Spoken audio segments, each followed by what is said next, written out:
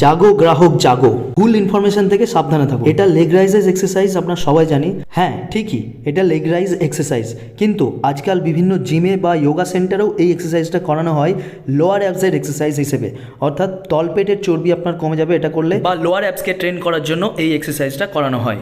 এখানেই ভুল তথ্য দেওয়া হয় আপনাদের বলে রাখি, এই লেগ রাইজ এক্সারসাইজটা কোনোভাবেই ভুঁড়ি কমানোর জন্য বা অ্যাবস বের করার জন্য বা রেকটাস অ্যাবডোমিনিস মাসেলের এক্সারসাইজ নয়। এবার আপনারা বলবেন এটা করে তো পেটে প্রচুর প্রেশার পড়ে বা পেন ফিলও হয় পরে, তো এটা কেন হয়? কারণ কি, এটা হচ্ছে হিপ ফ্লেক্সার্স মাসেলের এক্সারসাইজ, যেটা রেকটাস অ্যাবডোমিনিসের কাছাকাছি থাকে। হিপ ফ্লেক্সার বলতে ইলিয়াকাস এবং সোয়াস মেজর, এই দুটো মাসেল ট্রেন হয় আপনারা যখন লেগ রাইজেস করেন।